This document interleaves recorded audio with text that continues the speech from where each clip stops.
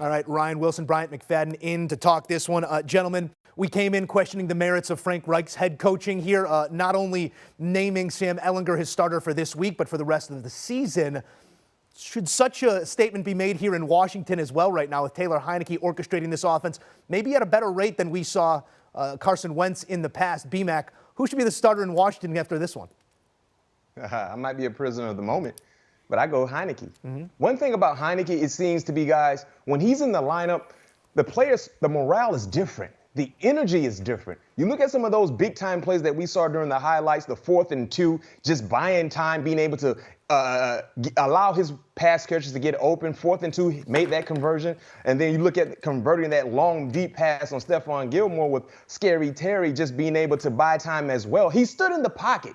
He stood in the pocket. He was comfortable. He was relaxed. And that was a big-time throw. And I understand they paid Carson Wentz to be the guy, right?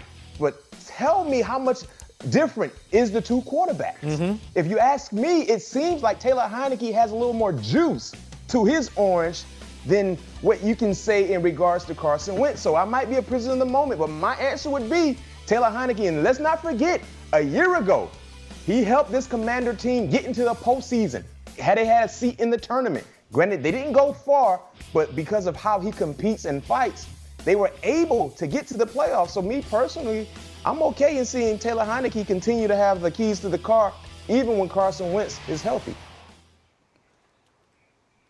B-Mac, you're not a prisoner of the moment. You're a prisoner of the truth because for the reasons you just laid out. Go back to last season. Taylor Heinicke was a good quarterback. Was he going to be the next Joe Namath? No, he wasn't. But you knew what you had in him. You also knew what you had in Carson Wentz by watching him flame out in Philadelphia and struggle in Indianapolis.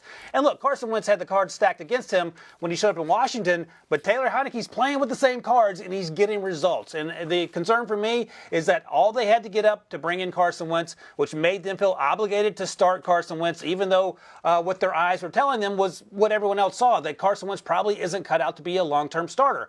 And I would imagine once the draft rolls around, should they be in position to take a quarterback in the first round, the Washington's going to do exactly that. For the meantime, though, I'm with you. I think you roll with Taylor Heinicke. I think the players, as you noted, B-Mac, seem to play harder for Taylor Heinicke, and that's no disrespect to Carson Wentz or anyone else. But the proof is in the pudding and what you see in terms of how these guys play. And I think it doesn't hurt this team to go forward in that direction. Taylor Heinicke's 2-0. You can make fun of quarterback wins if you want to, but the reality is this team's playing better now than they were a month ago, and I think that's an encouraging sign for Washington fans who have been historically frustrated in the Dan Snyder era. Yeah, a lot of quarterback shuffling happening here in this 4 p.m. Eastern window for a myriad of different reasons, but it's Sam Ehlinger starting not just this game, but the remainder of the season for Indianapolis, and you would think take the pressure off of them, lean on your bell cow back the way the Titans did. But Jonathan Taylor, 16 carries for 76 yards. Ryan Wilson, what's going on with JT right now? Because it doesn't look like it did last year, nothing close, and it doesn't even look like a top-tier running back right now toting the rock for Indianapolis.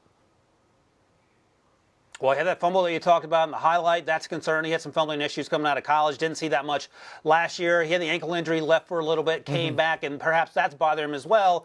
And taken all together, Sam Ehlinger probably did pretty well given the circumstances. I had no issue with the way he played. I think it was, again, sort of the same conversation we're having with Taylor Heinicke. He gave that offense a punch in the arm just because he's something different. He's a little more athletic. He can make plays with his feet. He can get outside the pocket.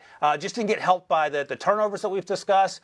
I don't think he got helped by kicking that field goal on 4th and 2 early in the fourth quarter to make it 9-7 instead of going for a touchdown and getting more points there. And I think they'll learn from this experience.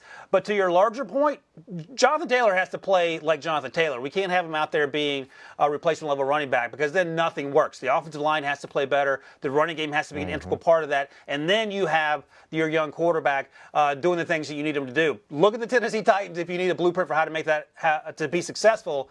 And Jonathan Taylor needs to get healthy and hold on to the football for that to happen in Indianapolis.